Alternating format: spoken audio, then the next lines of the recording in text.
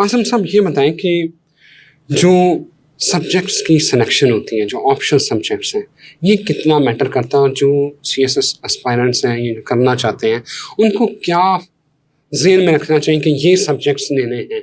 इस हवाले से गाइड करें। सर बहुत मैटर करता है, पहली बात। और दूसरे नंबर पे उन बच्चों को क्या करना चाहिए, उन बच्चों को बागड़ बिल्ले नहीं बनना चाहिए। मेरे बच्चे हैं ना अभी जो कर रहे होंगे, तो उनको मैं एज उस्ताद, एज बड़ा, ये मैं वर्ड इस्तेमाल कर सकता हूँ। वो गलती करते हैं इसके ऊपर सबसे ज़्यादा मतलब अपने कपड़े शादी पे कौन से पहनने हैं, इनू पूछेंगे, उन्नू पूछेंगे, इनू बड़ा तसल्ली से सोच समझ के यूं लगा के देखेंगे, यूं लगा के देखेंगे कौन सा मुझे सूट कर रहा है। सीएसएस के जो सब्जेक्ट हैं उनकी सिलेक्शन में इतना केयरलेस उनका एटीट्यूड है जिसका मैं बता नहीं सकता। तो मेरे पास अगर कोई मतलब इस साल 145 बच्चा है जो भी ऑनलाइन क्लासेस में अल्हम्दुलिल्लाह पढ़ रहा है, बहुत सारे बच्चे जब आते हैं ना, पहला दिन होता है उनका सीएसएस का, पहला दिन कुछ नहीं पता सीएसएस में क्या है, इल का नाम कुकड़ का नहीं उनको आइडिया, लेकिन पहले दिन बता रहे होते हैं कि सर मैंने फलां सब्जेक्ट जो वो रखा हुआ है। तो अल्लाह के बंदे कैसे रखा हुआ है, किससे पूछा, किससे रहनुमाई ली, किस प्रोसेस से आप गुजर गए।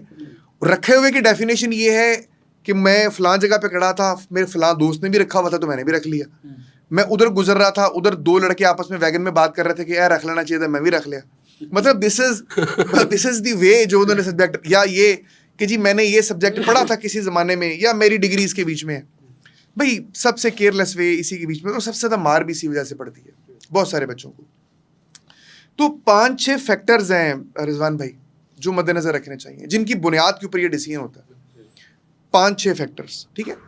सबसे पहला, अच्छा, और मैं बता भी तरतीब वाइज रहा हूँ कि कौन कितना ज़्यादा अहम है। पहले नंबर पर जो सबसे ज़्यादा फैक्टर आपने देखना है वो ये देखना है कि ये सब्जेक्ट रिवॉर्डिंग कितना है, नंबर देने वाला कितना है। हर सब्जेक्ट एक जैसे नंबर नहीं देता। कोई सब्जेक्ट बहुत ज़्यादा नंबर देते हैं, कोई सब्जेक्ट बहुत कम नंबर देते हैं, कोई सब्जेक्ट बड़े तसलसल से अबव एवरेज देते हैं, कोई तसलसल से बिलो एवरेज देते हैं। हमने क्या करना है, हमने उन सब्जेक्ट के ऊपर जाना है जो तसलसल से अबव एवरेज दे रहे हैं। जो सब्जेक्ट कभी बहुत अच्छे दें, कभी बहुत गिराएं, वो अनप्रेडिक्टेबल घोड़ा है, उनके ऊपर नहीं बैठना, उनसे हमने बचना होता है। तो पहली चीज़ ये कि आप उनका स्कोरिंग का ट्रेंड देखेंगे, 3, 4, 5, 6 साल में एक सब्जेक्ट जो है वो परफॉर्म कैसा कर रहा है। दूसरे नंबर पे आपने ये देखना होता है कि जो सब्जेक्ट का सिलेबस है उसके दरमियान और जो पेपर है उसके दरमियान आपस में लिंक क्या है। इस बात का मतलब ये है कि जब पेपर सेटर पेपर सेट करता है तो वो सिलेबस के मुताबिक रहता है या बहुत ज़्यादा बियॉन्ड चला जाता है। कुछ subjects with in syllabus paper बन जाता है, कुछ के अंदर बहुत बियॉन्ड जाता है। जिनमें बहुत बियॉन्ड जाता है उनको हम कभी भी जो है वहाँ पे हम नहीं जा सकते, मैं कभी भी नहीं जाएंगे। वो तो एक ऐसा दरिया है जिसका किनारा ही कोई नहीं। ठीक है, आप घर बनाएंगे तो पता चलेगा पानी के अंदर, आपको तो घर ही रुड़ गया। हम नहीं जा सकते जी। हमने जिसका एक हमें आइडिया है कि जी सिलेबस ये है, एग्जामिनर बस इतना दूर जाएगा, इससे ज़्यादा दूर नहीं जाएगा, या हमें पता है कि 4 सवाल या 5 सवाल सिलेबस में से डेफिनेटली पूछेगा, 1-2 के अंदर इतना बाहर जा सकता है। वो पेपर पास पेपर आप पढ़ें तो हमें आइडिया हो जाता है। तो दूसरा उसका क्राइटेरिया या दूसरा मेथड जो है वही होता है। अच्छा, तीसरे नंबर पर ये देखना होता है कि कौन सा सब्जेक्ट आपकी नेचुरल इंक्लिनेशन के साथ, आपकी रुझान है आपका, उसके साथ मैच करता है। जिस तरह मैं भी एक जगह पे बैठ के बता रहा था कि भाई मैं आईटी नहीं पढ़ सकता, कुछ कर लो मुझे नहीं समझ आती, मेरा दिमाग ही नहीं उसके ऊपर काम करता कि आईटी के अंदर क्या है, क्या करना है, बंद हो जाता सुन के। तो मैं अगर आईटी रख लूँगा, जितने भी नंबर दे रहा हूँ, मैंने फेल ही होना है। तो आप देखें कि आपके अंदर रुझान क्या है किस सब्जेक्ट के लिए। आपके बहुत से सब्जेक्ट ऐसे हैं जिनका मुझे पता है कि यार मैं बहुत ज़्यादा नहीं पढ़ूंगा, मैं खुद ही वहाँ पे कुछ ना कुछ चीज़ क्रिएट करके आ जाऊँगा। मेरी स्किल्स हैं, अल्लाह ताला ने मेरे अंदर ये बात डाली हुई है, वो मैच करते हैं मेरे नेचुरल टैलेंट से। तो सब्जेक्ट की रिक्वायरमेंट को आपने किसके साथ मैच करना है?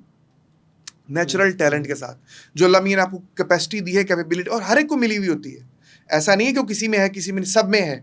आपने उन कैपेबिलिटीज़ को पहचानना है और उसके मुताबिक अपना सब्जेक्ट जो चूज़ कर लेना है। चौथे नंबर पर यह कि आपको हेल्प किस सब्जेक्ट के अंदर अवेलेबल है, किस सब्जेक्ट के अंदर मदद मिल सकती है। कोई मेंटोर मिल सकता है, कोई दोस्त मिल सकता है, समझाने वाला मिल सकता है। जब मैं 2009 में तैयारी खुद कर रहा था तो उसके बीच में मेरे अपने सब्जेक्ट तो थे एमकॉम, मैंने एमकॉम कॉमर्स पढ़ी हुई थी, लेकिन छोटा भाई जो है वो लॉ का स्टूडेंट था, वो जुडिशरी की तैयारी कर रहा था।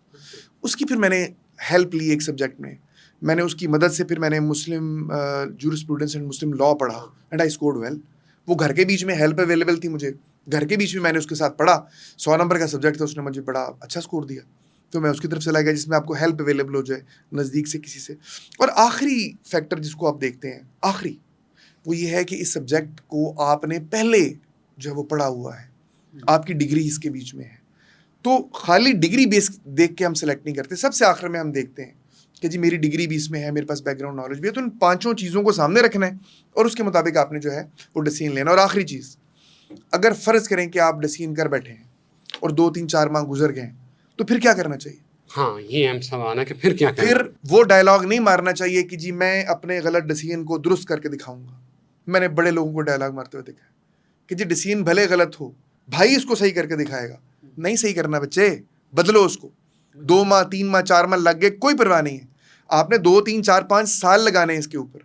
इन नंबरों के ऊपर आपने सारी ज़िंदगी बैठना है, इनकी बुनियाद के ऊपर आपने ग्रुप लेना है।